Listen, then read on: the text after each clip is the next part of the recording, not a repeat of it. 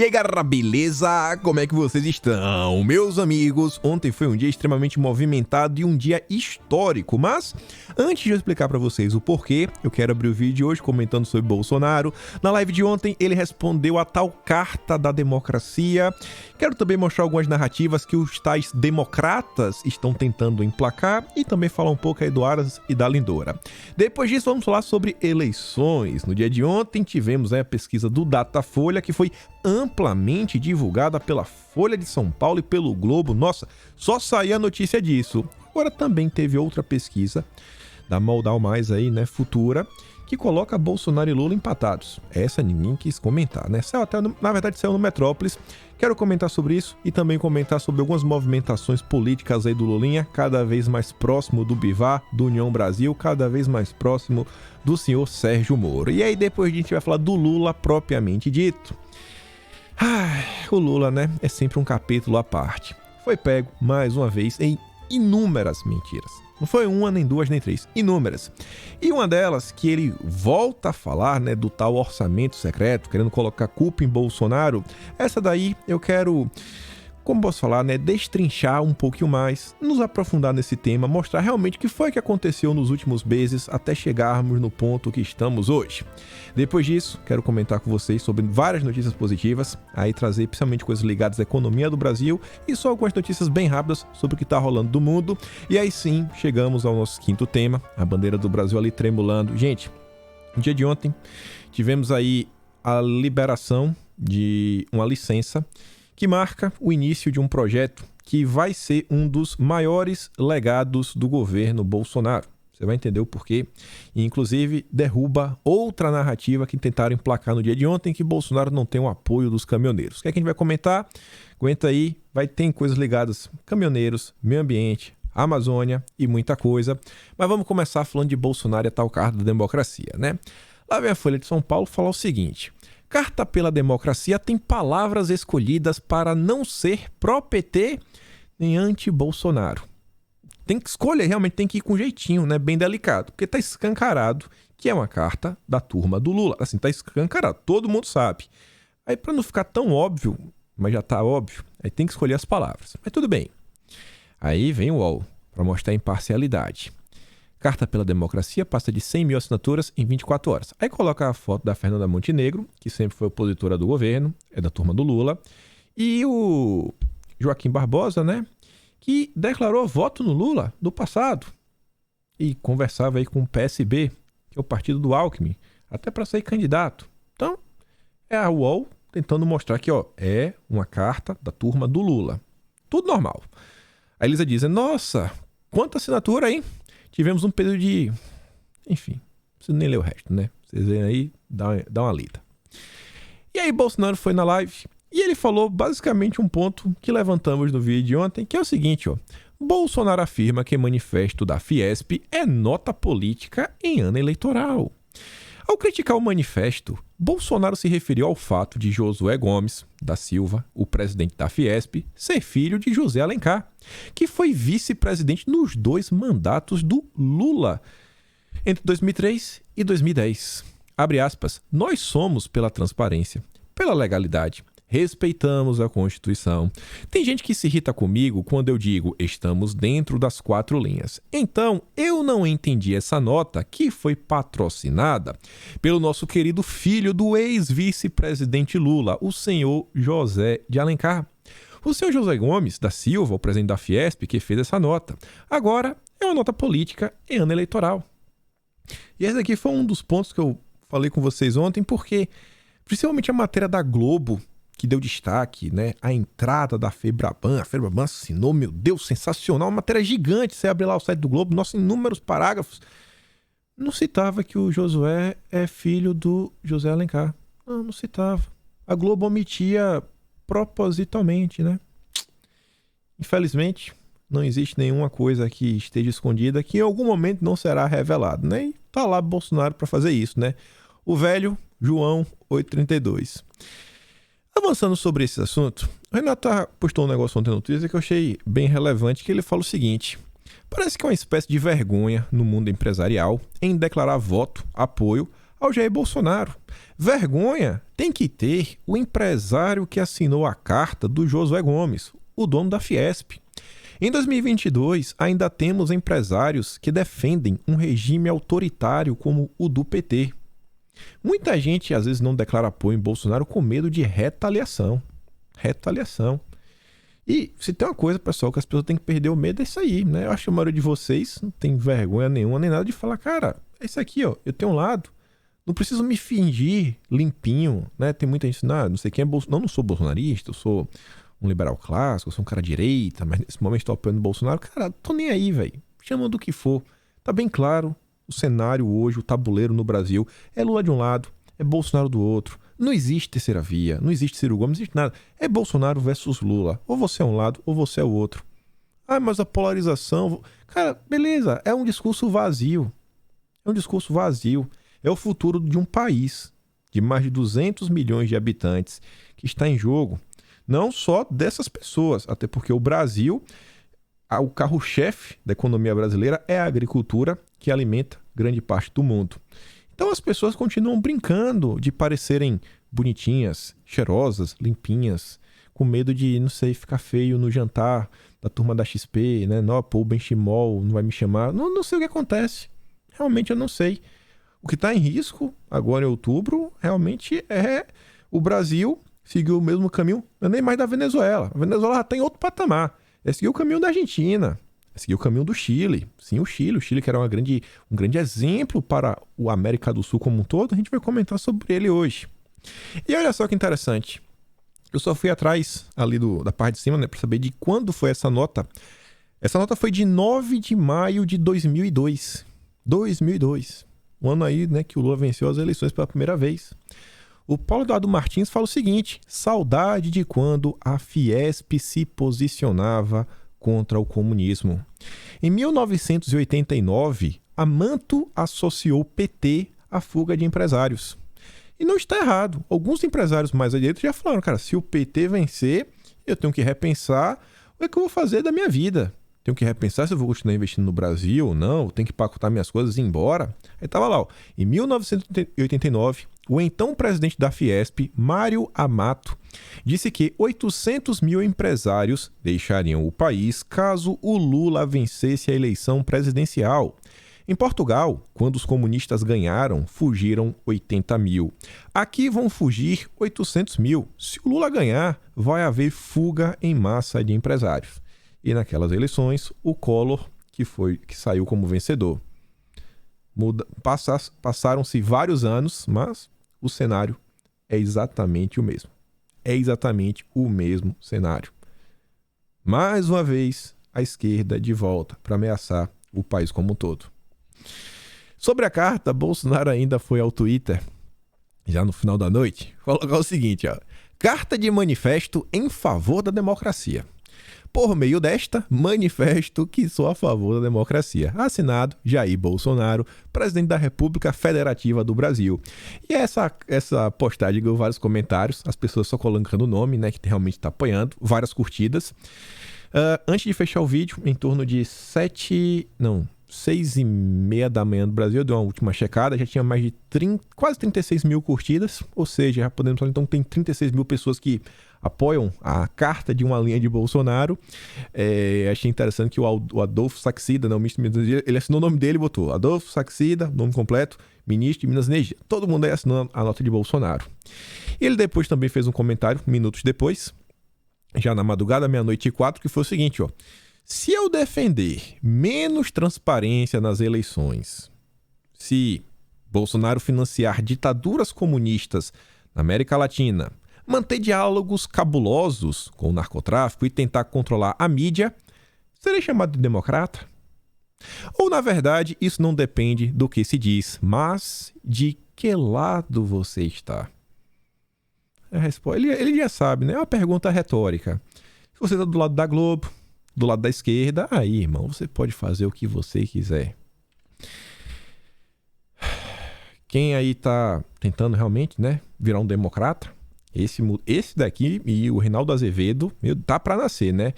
Mudaram do vinho para água, ou da água para o vinho. Enfim. O Diogo Mainardi, mais uma vez, Centrão vai abandonar Bolsonaro na cadeia.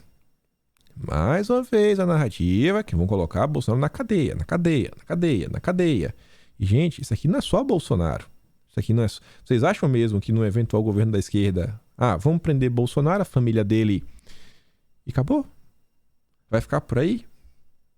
Não vai ter, quem sabe, uma perseguição contra alguns empresários que declararam apoio até aberto ao Bolsonaro, apoiadores, né, comunicadores, etc. As pessoas estão brincando. E do lado de lá, eles já estão pregando a prisão, que também são movimentos que estão sendo replicados no Chile, na Argentina, na Colômbia, tudo bem.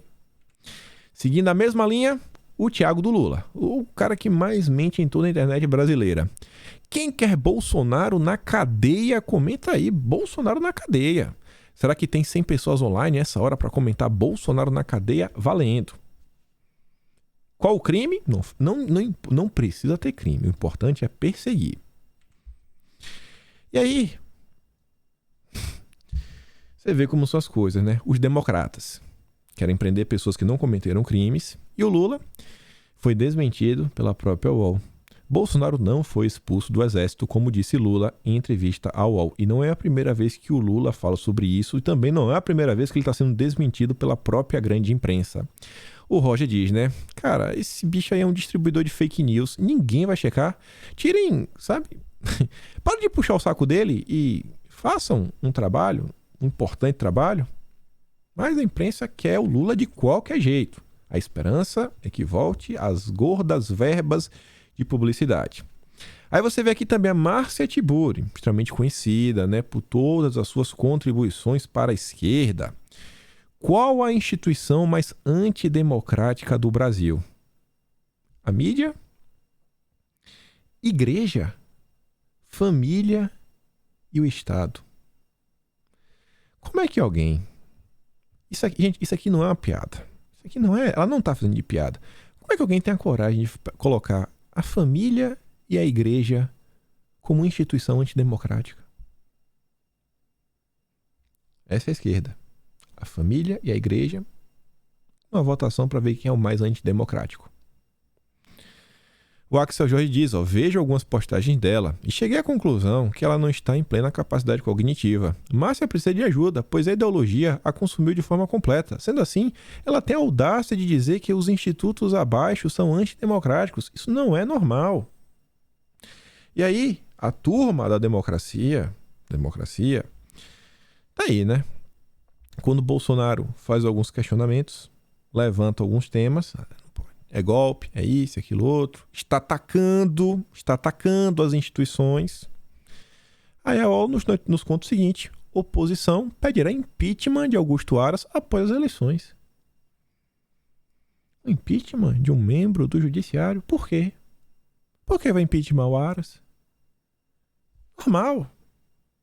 Normal, não tem assim, Aras sofre. Não, normal. A imprensa está batendo palma. Querem a cabeça do Aras. Não só o Aras. A Lindora já vinha sofrendo ataques do Randolfo Rodrigues, principalmente do Randolfo. E ontem eu vi essa nota aqui, quem compartilhou foi até o Bolsonaro, falando o seguinte: o Conselho Nacional de Procuradores Gerais de Justiça e da União divulgou nesta quinta-feira nota pública em que manifesta solidariedade à vice-procuradora-geral da República. Texto repudia as agressões e os injustos ataques contra Lindor Araújo. O interessante é assim, que eles não falam quem que está atacando. Ninguém está chamando o Randolfo Rodrigues de antidemocrático. Ninguém. Randolfo, o Omar, o Renan, esses ataques aqui, porque a Lindora foi a favor do arquivamento, né, e daquele relatório sem pé nem cabeça da CPI da pandemia. Colocaram uma informação, desconecta e aqui, toma aí, bota o Bolsonaro na cadeia. Qual o crime? Tem aí. Abre esse arquivo aí, procura aí e, sei lá, prende Bolsonaro. Aí não faz o que quer, aí não presta. Aí não presta. É triste ver, né? Você fala assim, cara, realmente, qualquer coisa que a direita fala é um grande absurdo. Mas a turma do lado de lá pode falar o que quiser. A gente acaba repetindo isso, fica parecendo um papagaio, porque todo dia é uma situação nova. Beleza, vamos avançar. Vamos falar de eleições. Quem nunca abriu o site da Folha de São Paulo, quando você abre a página principal, essa aqui não é a página principal, você tem lá as notícias, etc, mais bonitinho. E você tem uns nomes assim em cima, né, uns menus. E um desses menus é política. É a área do site que só tem notícia sobre política. Não que as outras partes também não tenham, né? Tem a Folha Mundo, que é essa notícia de política sobre o mundo. Mas conseguir aqui em política é política brasileira. Aí tem as fotos de capa, etc. A notícia em destaque. Agora de manhã, 6 horas da manhã, você abriu o site da Folha de São Paulo, na parte da política, era isso aqui que você recebia. Cada setinha dessa era mais uma notícia. Ou seja, a notícia de capa, né, essa primeira aqui em destaque, Datafolha, Lula tem 18 pontos sobre Bolsonaro no primeiro turno. Essa é a primeira notícia, de capa. Aí a próxima notícia. Lula tem 55% no segundo turno, ante 35% de Bolsonaro. 53% dizem não votar em Bolsonaro de jeito nenhum. Bolsonaro cresce entre mulheres e Lula ganha pontos entre homens. Lula tem 52% dos votos válidos e poderia vencer no primeiro turno. Ou seja, das 5 notícias, as 5 são sobre o Datafolha. Todo mundo. Só Datafolha. Beleza. Jornal deles, comentam o que eles querem. A Globo também, que foram inúmeras notas, é que só peguei uma, só para ilustrar.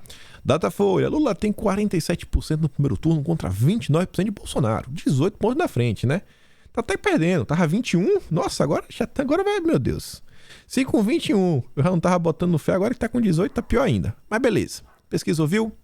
2.500 pessoas, dias, etc. Tudo aquela dente sempre. Só que chama a atenção é o seguinte... Não tem problema soltar aí 5 notícias do Datafolha, dar destaque à notícia do Datafolha. Mas por que a Folha de São Paulo não comentou sobre a pesquisa da Moldal Mais Futura? Por que a Rede Globo não comentou sobre a pesquisa do Moldal Mais Futura? Só saiu no Metrópolis. Por que não comentaram? Não é importante? Essa pesquisa fala algo totalmente oposto.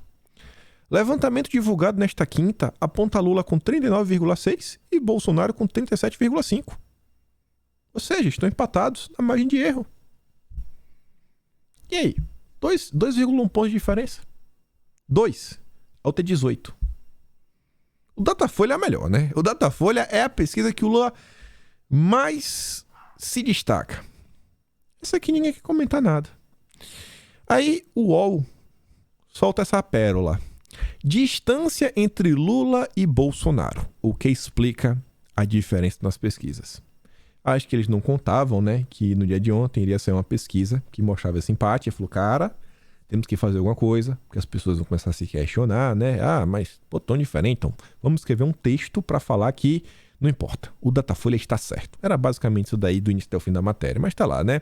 A diferença entre os dois varia dependendo da sondagem. Uma das explicações para isso é o modo como as pesquisas são feitas, por telefone ou presencialmente, segundo especialistas ouvidos pelo UOL. Não, por telefone, né, as pessoas, sei lá, não têm vergonha de votar em Bolsonaro. Ah, presencialmente tem.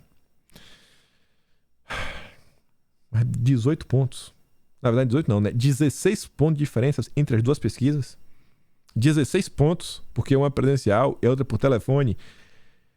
É demais. É demais pra ser verdade. Mas tudo bem. Continuando aqui sobre as eleições. Sérgio Moro cada vez mais próximo de sentar no colo do Lula. Segundo o Valor, também saiu nota na Globo aí. Bivar sinaliza a desistência de pré-candidatura a presidente e apoia Lula já no primeiro turno. O pré-candidato, o Bivar, tem reunião decisiva, no caso hoje, em Pernambuco, com o clã da família Coelho, liderada pelo senador Fernando Bezerra Coelho, para decidir seu futuro político. Bivar sinalizou aos Coelhos, nos últimos dias, que pode desistir da disputa presidencial para apoiar o Lula já no primeiro turno das eleições. O ex-prefeito de Petrolina, Miguel Coelho, que é do União Brasil, o partido do Bivar, né, filho do senador, é pré-candidato ao governo do estado. Ele vai participar do encontro. A intenção de Bivar, caso a desistência seja concretizada, é tentar uma vaga na Câmara Federal. Existem negociações com o PT para que, em caso de vitória de Lula, o partido o apoiasse para a presidência da Câmara. E aí, o que é que o Bivar está conversando, né? Essa questão com o Miguel Coelho é do interesse do PT que o Miguel tire a candidatura. Lá no Pernambuco. É o Danilo Cabral, eu acho, Danilo Bala. Não lembro o nome do rapaz agora. É o Danilo, é o candidato lá do Lula, que é do PSB. Então, Nesse acordo aí passaria, o Bivar receberia apoio, inclusive até apoio caso ele realmente tente ser deputado mais uma vez. Não sei se para ser o presidente da Câmara, mas quem sabe, né, sentar numa primeira vice-presidência. Não é tesoureiro. Nossa, esqueci agora o nome dos cargos. Você tem, além da presidência e vice-presidência, tem mais 6 cargos na mesa. Enfim, já pegando esses cargos, acho que realmente é tesoureiro. Enfim, pode discutir uma coisinha ou outra. E nesse acordo aqui também passa do Bivar, na verdade o PT, retirar a candidatura ao governo do estado da Bahia, que eu acho que não vai fazer grande diferença. Eu acho que assim, o ACM Neto ele está, pelo menos no segundo turno, isso aí tá, acho que bem solidificado. Tem muita gente que comenta da possibilidade de ele vencer no primeiro turno, o ACM Neto. Mesmo a gente sabendo, né? Na Bahia, o candidato que vem sendo apoiado pelo Bolsonaro é o João Roma, mas na Bahia a família Magalhães tem voto, tem aquele reduto, então tem que esperar para ver. Então teria esse acordo. Tira a candidatura do governo da Bahia, que acho que não tem nem 10%, para o ACM Neto ver se leva no primeiro turno, e em contrapartida, lá em Pernambuco, o Bivar recebe apoio, também receberia um apoio depois. Vamos esperar aí os próximos dias. E aí diz que ia depender assim, a União iria apoiar o Lula nacionalmente, mas ainda assim iria liberar os diretórios. Para quem não quisesse apoiar o Lula, também não iria sofrer nenhuma retaliação. Quem poderia imaginar?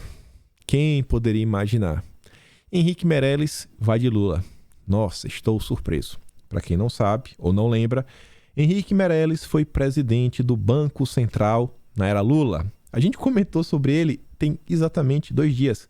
No vídeo de anteontem, eu trazia a nota do site do Senado Notícias, do Senado, onde, na época, em 2006, o senador Mão Santa se queixava que o Banco Central fechava os olhos para os aumentos abusivos das tarifas que os bancos vinham fazendo, 51% acima do nível da inflação. Graças a Deus, né, que agora o povo tem Bolsonaro com o Pix. Deve ser por isso também que eles estão muito chateados com o Bolsonaro, né? Mas tá lá, Henrique Meirelles não esconde que tá chateado, né, sobre o PT querer revogar o teto de gastos. Mas, quando perguntam para ele, Lula ou Bolsonaro, diz sem rodeios: é Lula. É Lula, graças a Deus, né? Pelo menos fica fingindo. Aqui é aquela briga gostosa de ver, não tem muito o que comentar, mas só divulgar para vocês. Michel Temer foi um equívoco para o Brasil, diz Lula.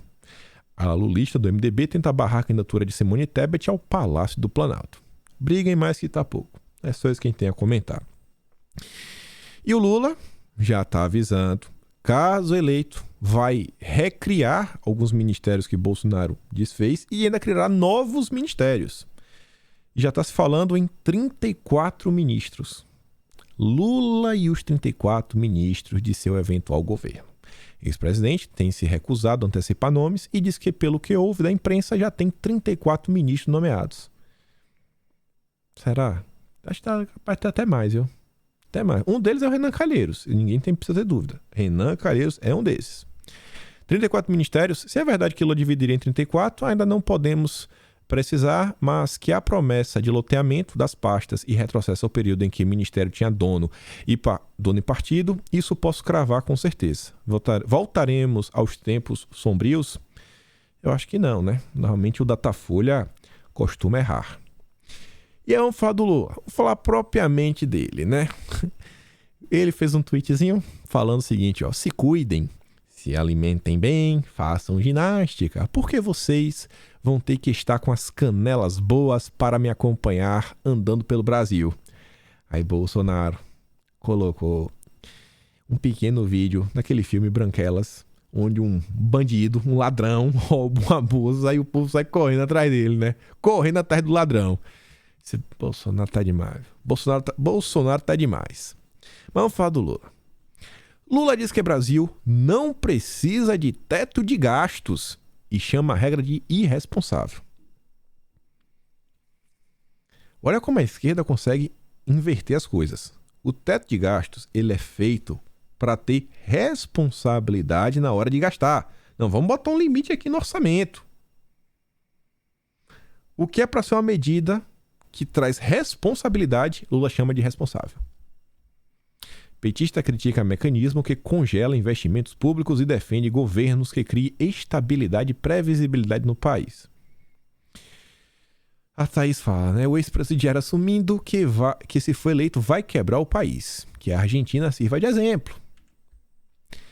E essa daqui, como falei, né? Quero destrinchar um pouquinho mais.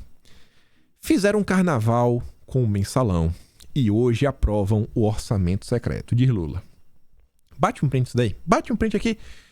Umas 5 noticiazinhas. Vai valer a pena. Bate o print disso daí. Ou bate uma foto no celular, se está assistindo na TV. A Sarita fala o seguinte, ó. Mensalão era saque de dinheiro vivo, na boca do caixa, indo direto para o bolso do parlamentar que votasse com o governo. Comparar isso com uma PEC votada pelo Congresso dentro das leis é delinquência. Mas ainda quando se sabe que o PT votou a favor e Bolsonaro era contra.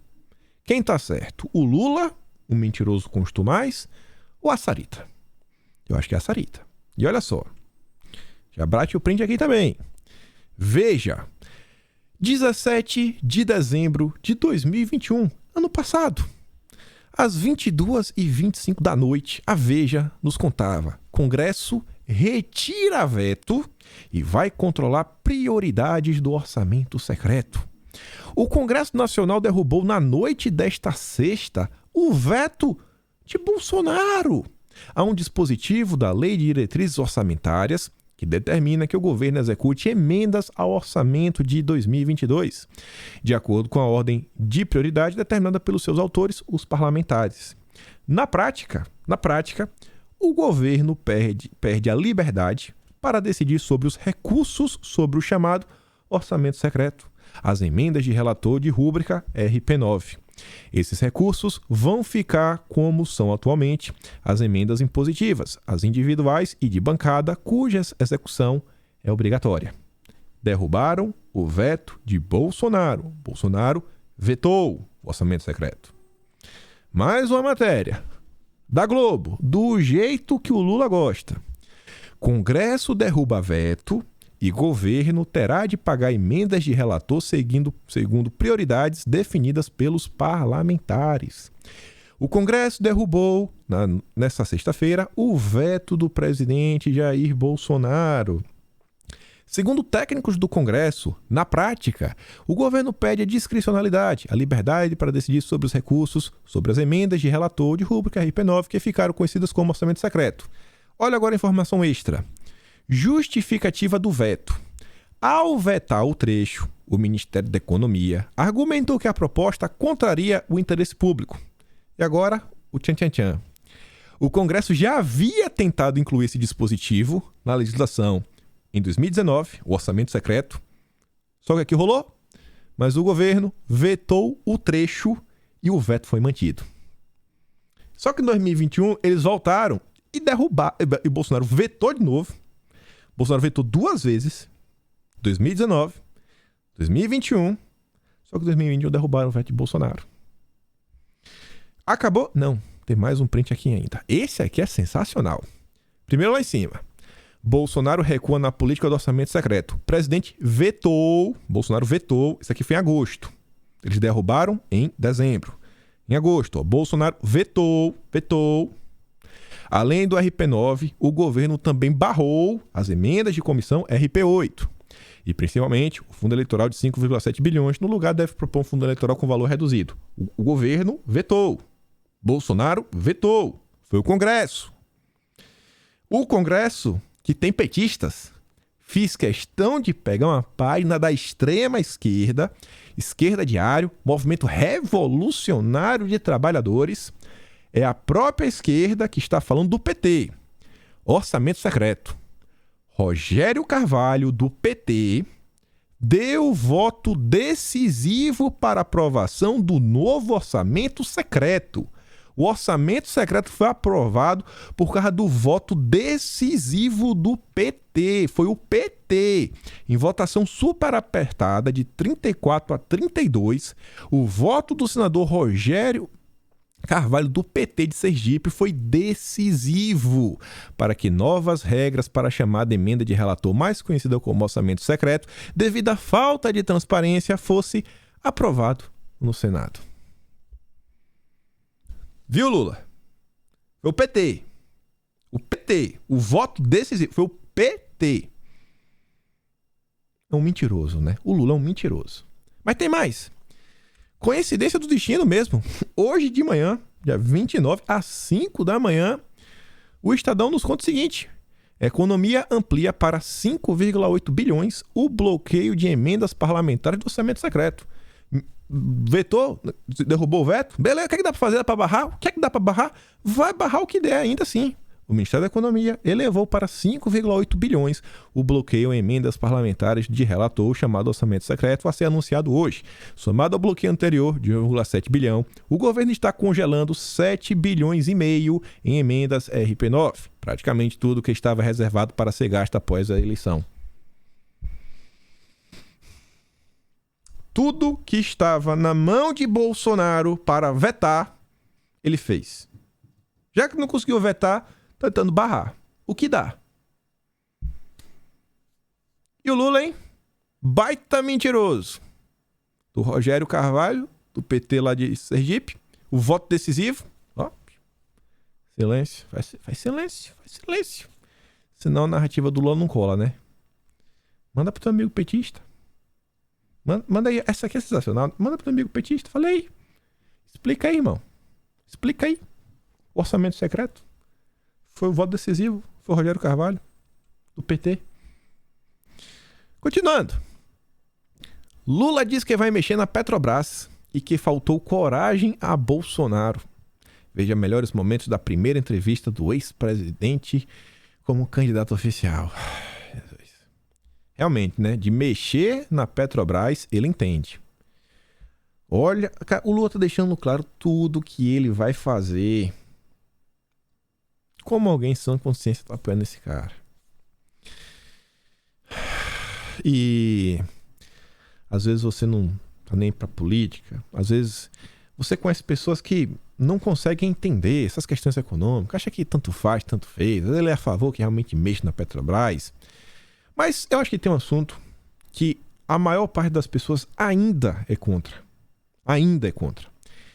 E é um tema que só um lado também é contra, que é Bolsonaro. O outro lado é a favor de flexibilização, legalização ou, no mínimo, a descriminalização, que é o lado do PT, o lado da esquerda. A Veja tem uma coluna agora chamada Cannabis. Olha só, dedicada a novidades e reflexões sobre o mercado do orégano legal no Brasil e no mundo. Uma coluna só para isso, assim, dedicada. A campanha de desinformação do governo Bolsonaro contra o orégano, cartilha contra o orégano e a associação do aumento de homicídios no Uruguai com a legalização da erva prejudicam o debate sobre o tema. De um lado, você tem um presidente que combate o narcotráfico, onde as polícias, principalmente a PRF, vem fazendo apreensões recordes. Do outro lado, você tem um cara que quer mudar a política de combate às drogas, quer, quem sabe até, né, legalizar uma coisinha ou outra. Os apoiadores dele são muito a favor. Você não liga para economia, você não liga, isso aqui é direito.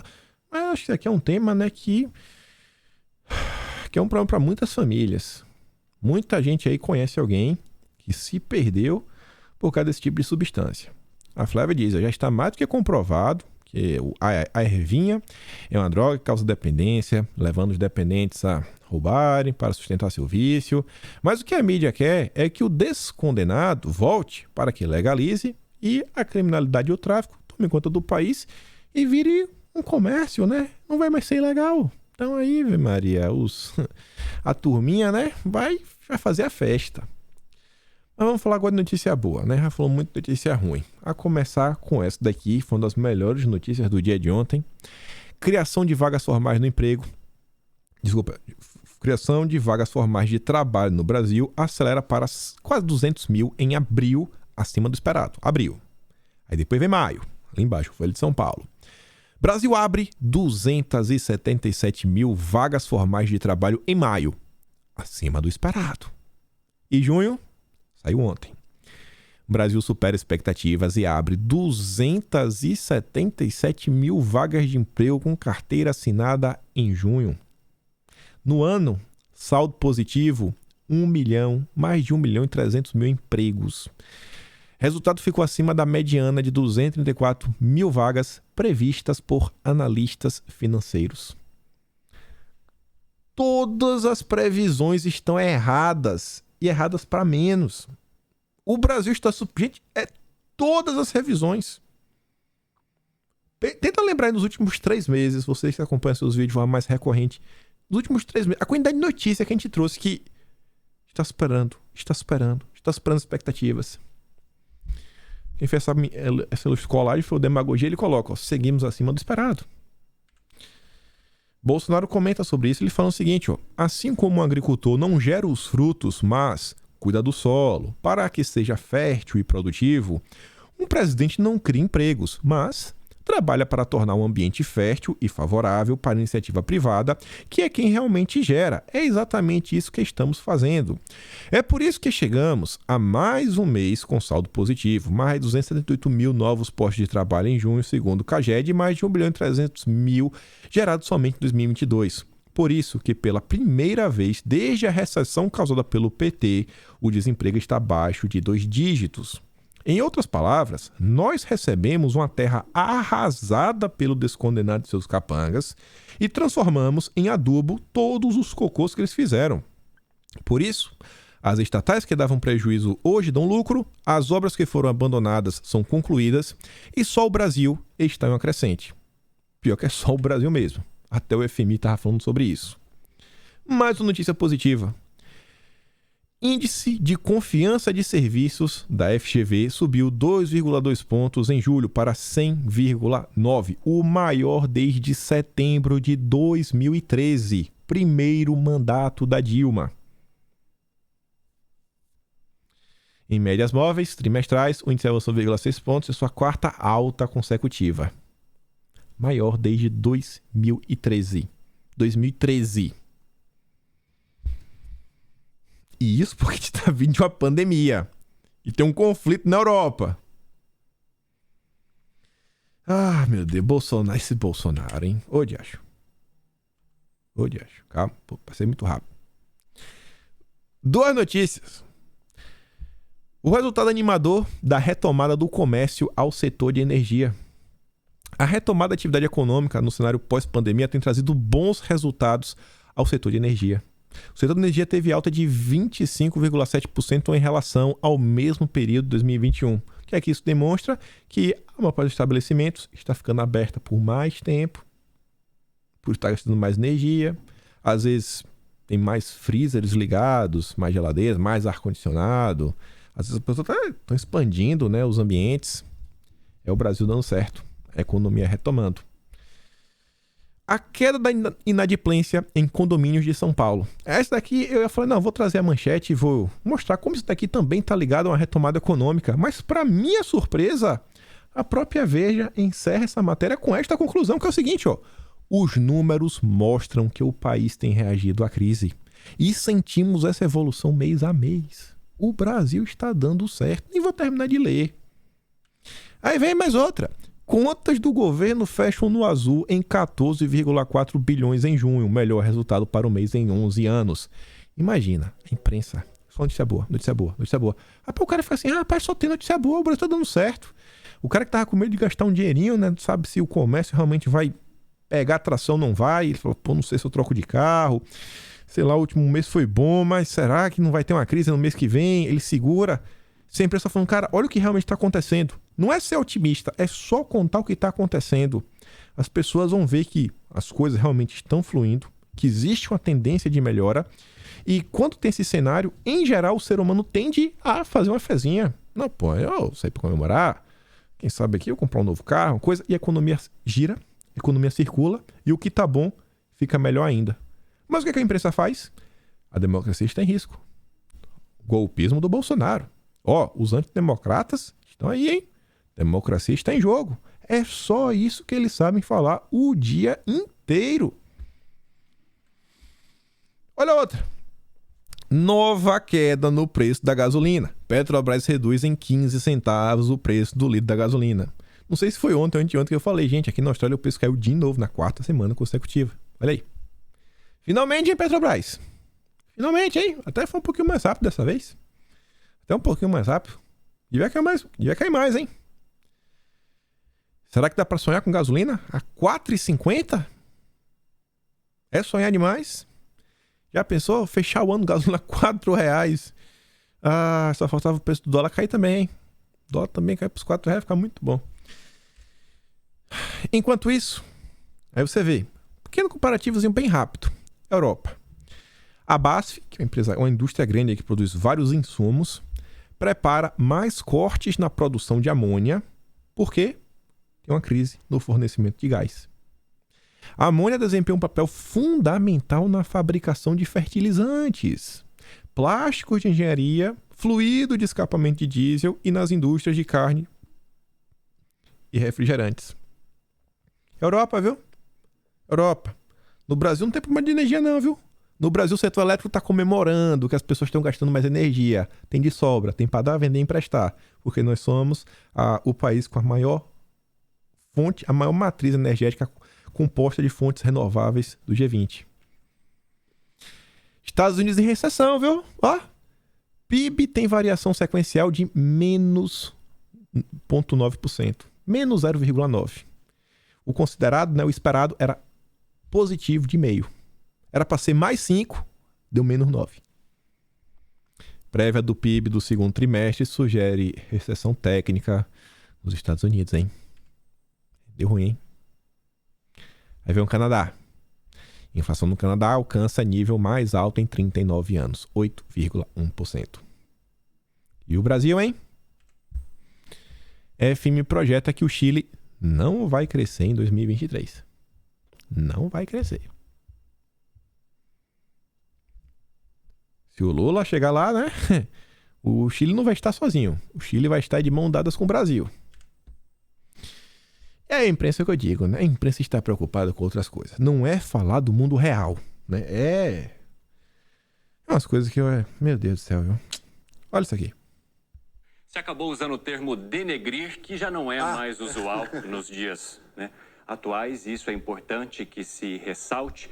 Cortar a palavra denegrir, né, já que representaria algo negativo, voltado à população negra. Então a gente começa a cortar essas palavras para que a gente possa ter um diálogo ou um discurso cada vez mais respeitador, cada vez mais transparente. Você acabou usando o termo denegrir. O Alexandre Borges, ele era um cara de direita. Ele não conseguiu cargo no governo. E assim como o Diogo Mainardi, Felipe Moura Brasil, eram muito amigos, eles todos. O Alexandre Borges aí, né, tentou ser aceito pela esquerda e foi humilhado ontem. Ele era um cara que no passado, ele fazia críticas com esse tipo de ação aí. E agora tem que ouvir calado, porque a única coisa que sobrou foi o emprego dele na CNN. Que vergonha, hein? Imprensa brasileira. Governo Bolsonaro trouxe a ideia de supremacia. Isso cansa, né, gente? É só isso. Olha, a democracia está em jogo, os antidemocratas. Olha, por violentos, autoritários, são istas, são fóbicos. Se eles comentarem sobre os fatos reais do Brasil, eles vão estar ajudando o Bolsonaro. Então eles não podem. Tem que criar narrativa atrás de narrativa. E agora vamos para o tema final. Interessantíssimo isso daqui. Presta atenção. Estava na Veja ontem, né? Aí vi essa nota. 3 desacreditados com Bolsonaro. Caminhoneiros ganham aceno de Lula. Desacreditado? Na boa, eu acho que os caminhoneiros, eles já há um bom tempo são uma classe que, assim, o próprio ambiente de trabalho deles proporciona que eles tenham tempo de consumir, sei lá, vídeos, né, de política, etc, podcast, até ele tá dirigindo, não vai ficar ouvindo música 20 horas seguidas, tem hora que cansa. É um pessoal que está sempre acompanhando. Vez ou outra eu recebo um comentário aqui nos comentários. Pô, sou caminhoneiro, te assisto. Pô, todo dia, muito obrigado. É uma hora do meu dia que eu já sei que já tem um conteúdo para ver.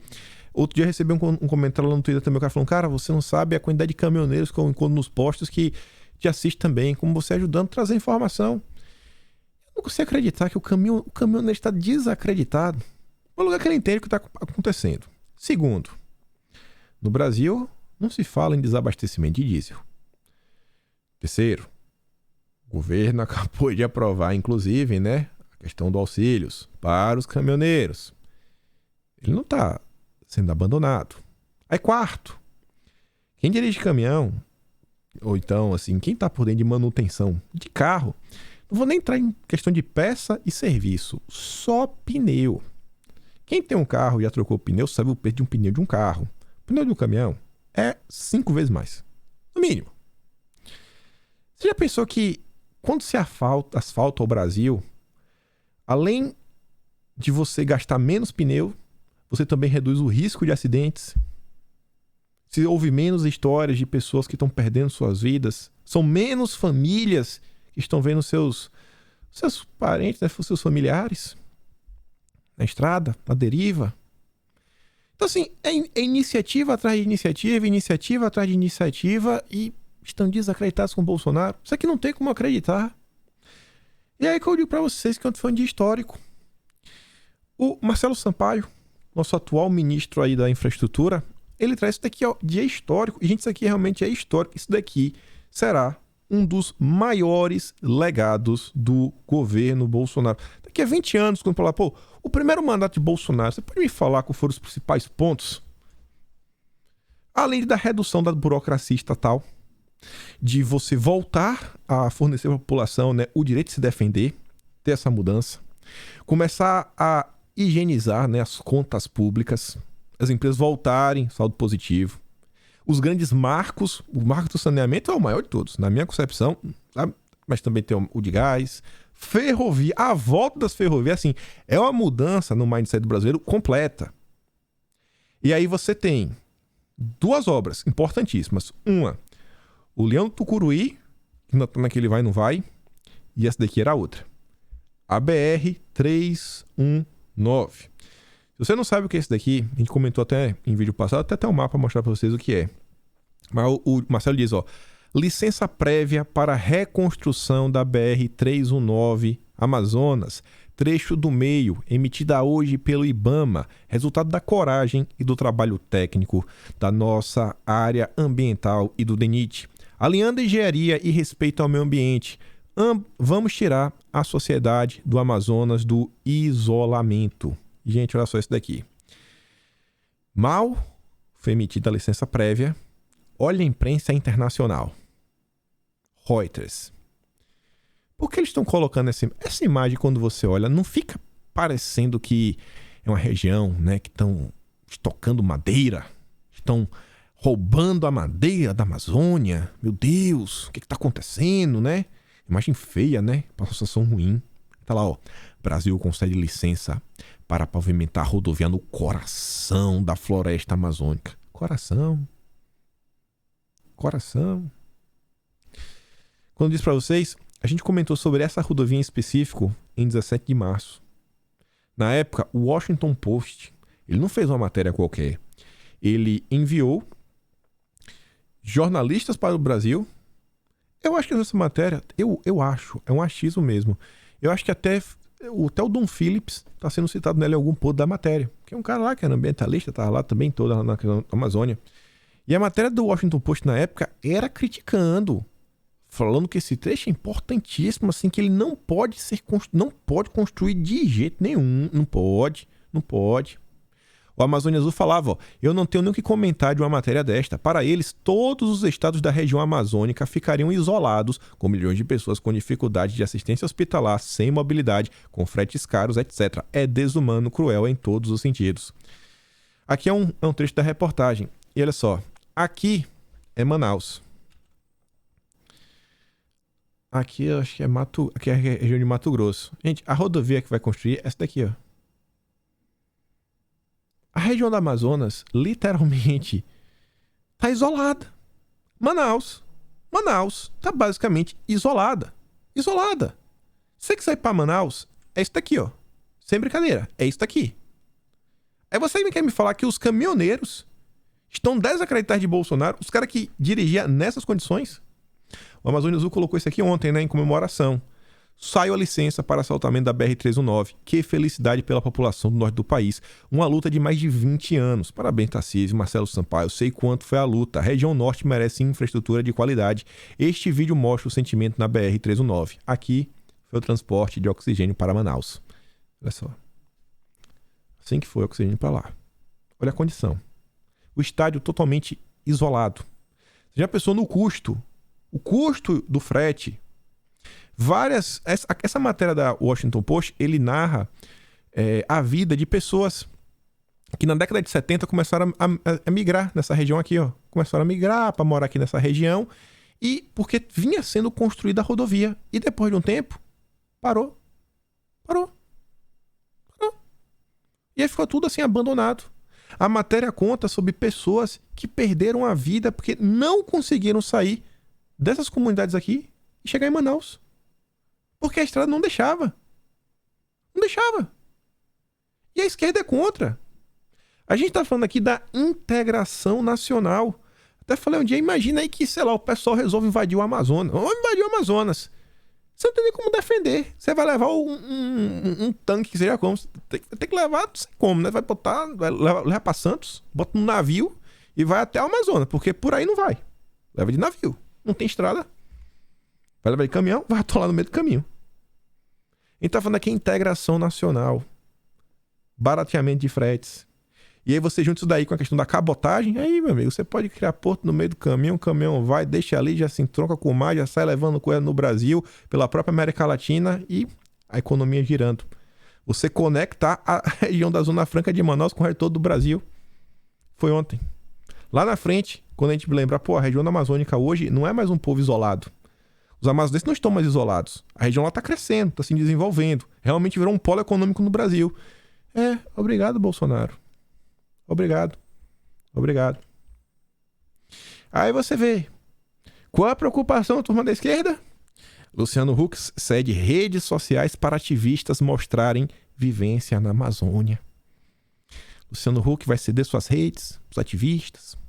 A ação ocorrerá na quinta e na sexta, faz parte da iniciativa Creators Academy, edição Amazônia, que levará 50 criadores de conteúdo para uma vivência na floresta e com moradores da região. Luciano Huck fez a mesma coisa na época da COP26, ele cedeu o Instagram dele para Ilona Zabor. Aí temos aqui o nosso outro também, né, o glorioso, o Léo, passando vergonha internacional. A Fox News e o Daily Wire, são duas mídias um pouco mais à direita, comentaram aí, né, o atropelo que ele tomou de Bolsonaro. A Fox fala que presidente do Brasil critica Leonardo DiCaprio por tweet sobre desmatamento na Amazônia. Desista do seu iate antes de dar aula. A Daily Wire diz, presidente brasileiro Bolsonaro arrasta DiCaprio novamente. Conheço os progressistas. Você quer mudar o mundo inteiro, mas nunca a si mesmo. E olha só. Aqui era para botar depois do Luciano Huck, né? Além dos criadores de conteúdos aí do Luciano Huck, a ONU tem um grupo só para comentar de mudança climática e, assim, a Tsuki fala, né? Eles falaram que estavam recrutando jovens no mundo todo para lardear a agenda verde. Eles foram além, não só jovens, agora estão recrutando até crianças. Mais novo que a Greta. Tá lá, ó. Temos uma necessidade urgente de nos livrarmos do petróleo e avançar para energias renováveis. É urgente para as crianças e de todo mundo. Os governos devem agir agora. Na boa, o que é que esse menino sabe sobre isso? O que é que esse menino sabe para querer ensinar para o mundo? Meu Deus do céu, é um negócio assim que é puramente emocional. Ainda sobre Leonardo DiCaprio, aquela que vai vir depois, a gente comentou a notícia acima no vídeo de ontem. Aí eu tava passando lá no Twitter. Aí o Brasil tinha trazido essa nota aqui de baixo. Aí eu comentei lá, eu falei, essa empresa aí eu acho que é a do Leonardo DiCaprio. Aí ele fez essa colagem aqui, eu tô ligado, viu, Brasinha? Aí você vê, ó, primeira notícia de ontem. Conheça a Beyond Meat, sociedade entre Leonardo DiCaprio e Bill Gates, que rendeu ganhos enormes na Nasdaq. Essa notícia é de 2021. A notícia de ontem. McDonald's encerra teste com hambúrguer vegetal e ação da Beyond Meat recua. Nesse ano, só recuou 53%. Leonardo DiCaprio aí na Bolsa de Valores é uma espécie de Luiza Trajano, né? A Luiza Trajano brasileira.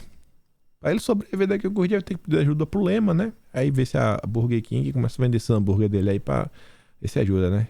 Disponibilizar nas lojas americanas, Magazine Luiza, porque... Ai, não dá, né? É a turma da lacração. Cara, escuta isso aqui. Só escuta. Olha só. A gente possa aproximar ao máximo esse sabor e essa textura da carne. A carne produzida aqui ainda não está sendo consumida, nem em testes. O Brasil não tem, por enquanto, regulamentação para o consumo desse produto, ao contrário de Singapura, que já aprovou a venda de carne de frango de laboratório. No Japão e em Israel, as pesquisas também estão mais adiantadas. O diretor de tecnologia do Senai Cimatec diz que a intenção não é substituir a carne de verdade, principalmente a bovina, da qual o Brasil é o maior exportador do mundo. Ele só quer mais uma opção no cardápio. Isso aqui foi no Jornal Nacional. Tanto que termina aqui com Bonner. Ó. A seguir, o MDB e a Federação PS... Só pra você ver a voz daquela mulher. Eu realmente não sei o nome da mulher que tá apresentando junto com Bonner, mas é ela lá. É isso que o Jornal Nacional vem veiculando, né?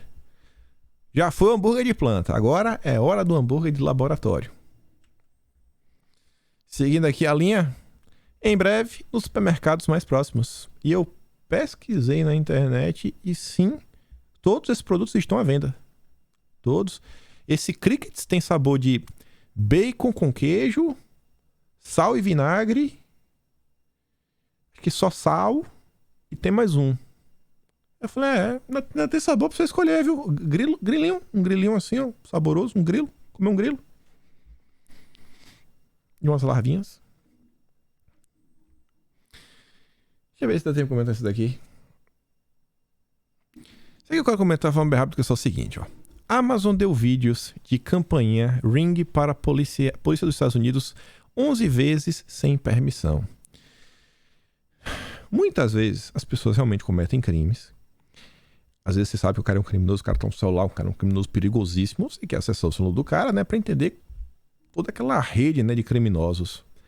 Agora sim, isso aqui é uma coisa meio que me preocupa um pouco. Porque uma coisa é você cooperar com a polícia realmente para prender um criminoso.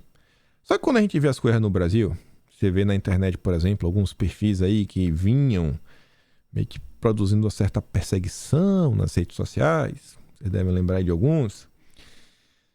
A justiça determinou que tinha que revelar quem estava por detrás do perfil. Mas, sei lá, o Twitter não quis revelar quem estava por trás do perfil. Não, vou revelar não. Esse aqui é o tipo de caso que eu fico pensando, beleza. Mostrou. Será que realmente quando for alguém de esquerda vai ter a cooperação? Será que isso aqui não vai ser usado às vezes contra inocentes? Não, vai sair daí. O cara é culpado. O cara é de direita, irmão. Atropela ele aí. Então eu fico meio assim, né? Meio de olho. O Rafa fala o seguinte, ó, tecnologias como Alexa, né? Cortana, campanha inteligente, smartphones, todos, mas principalmente da Apple, né? Smartwatches e tudo que finge facilitar a sua vida são coletores de dados. Esses dados serão usados para te vender produtos, né? Ou te dar 1 a 0, a depender da necessidade. Enfim, tinha mais umas coisas para comentar. Vou deixar para comentar o vídeo amanhã, porque eu sei que vai demorar tempo as outras coisas. E a gente fica por aqui. Deixa eu só botar aqui para pronto. Lembra de curtir, compartilhar. Se gosta do meu trabalho, pode ser membro do canal. Pode me apoiar pelo Patreon, botão de valeu. Mas vá lá no Telegram, pega lá o vídeo da carne. Pega também o vídeo lá do Alexandre Borges passando vergonha. E volta amanhã, né? Obviamente, além de compartilhar o vídeo. Já ia esquecendo. Hoje tem mais um novo episódio do Notícia de Quinta, meio-dia e 34, lá no canal do Quinto Elemento, que o link está aqui na descrição. Agora está fixado na descrição de todos os vídeos. A partir de ontem, né? Aí para todos os vídeos, você vai na descrição, tá lá. Quinto Elemento, acho que é o primeiro link, só clicar todas as sextas, meio-dia e 34. Falou, meus amigos. Fui!